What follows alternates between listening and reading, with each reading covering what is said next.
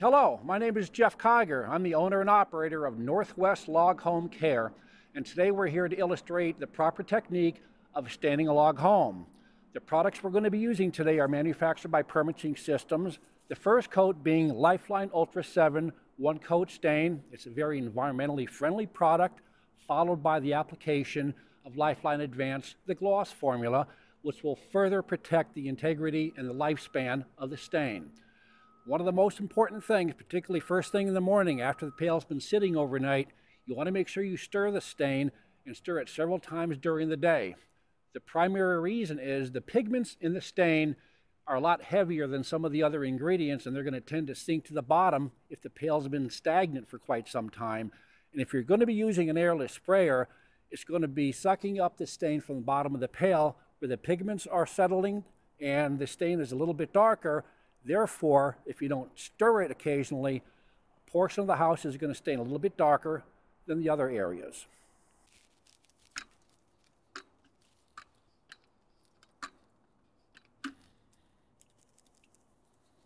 Now that the stain is properly mixed, we're going to proceed to the next step, to applying the stain on the house.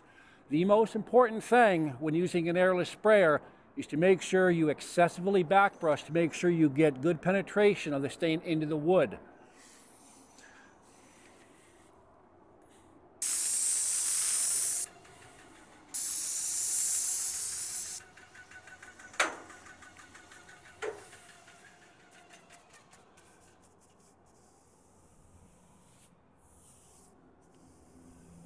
Nice, long, consistent, even strokes will help eliminate any brush lines, adding aesthetics to the house along with the protection that you're putting on your home. If you happen to have to stop in the middle of the wall with your stain, make sure you feather it out so that you don't have an abrupt ending to the stain. If that were to dry, it's very, very difficult to blend that in with a new stain.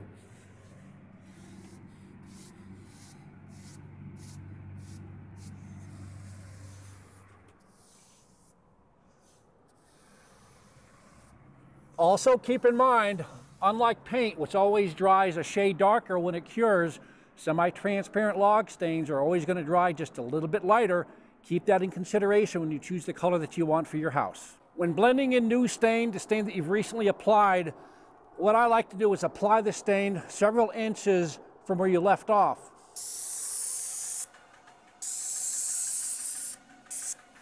The reason being, if you were to apply the stain right here where you left off, by the time you get done back brushing it in to blend it in, you're going to have more stain here where you've previously stained, leaving a blotchy lap mark in the middle of the wall when it dries.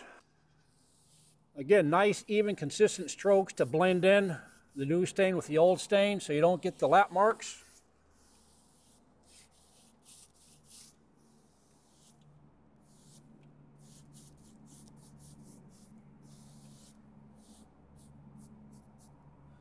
So you have a nice, clean, uniform finish of color once the stain cures.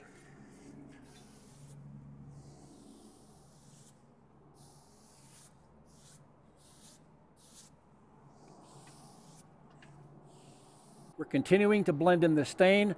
It's always best when applying stain to bring it to a termination or ending point, whether it be a window or a door or the end of a log, as opposed to stopping in the middle of a log with the stain. Here, of course, we're going to bring it all the way to the window.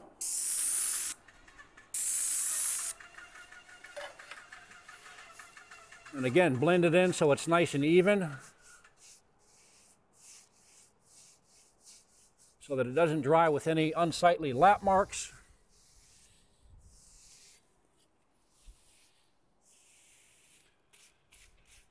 The amount of time that you have to work with while back brushing depends on how heavy the stain's applied, but more importantly, the humidity and the temperature. If it happens to be 70, 80 degrees on dry wood, you're going to have a lot less work time to blend it in.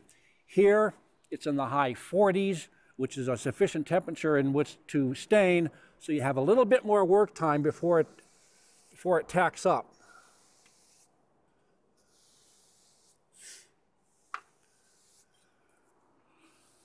Now that the stain is applied, we're going to proceed to the next step, which is applying the Lifeline Advance, the clear coat gloss finish that will protect the stain. The final step in protecting your log home is to apply Lifeline Advance, the clear coat finish. We're using the gloss formula today, which is also available in the satin finish. The clear coat is going to help add some water protection, help keeping the logs drier. It's going to help keep the house a little bit cleaner. When it does get dirty with dust and pollens in the air, it can be hosed down a lot easier with a slick surface of the clear coat finish. It's applied in the same manner that the stain is. The only difference is quite a bit thinner. The logs are already sealed, so the surface is a lot smoother. You don't want to over apply it, otherwise you're going to spend a lot of time back brushing the drips.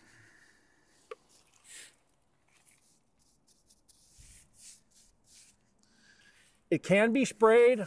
I'm just choosing to use a brush today.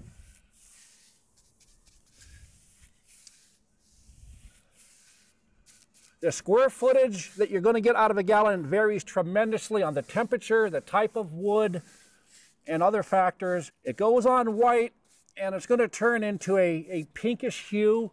That color is going to dissipate probably in about an hour or so, and it's going to end up with a very clear coat, pristine finish.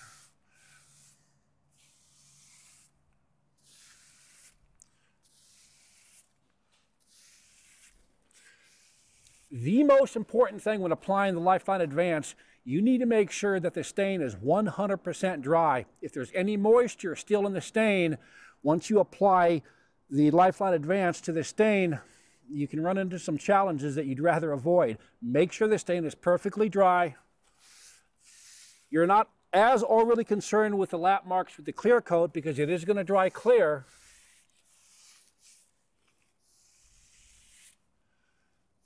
The other thing to remember, if the temperature happens to be near 40 degrees, you probably don't want to apply the finish late in the day, 4 or 5 o'clock, because the temperature may drop down into the lower mid-30s before it has a chance to dry.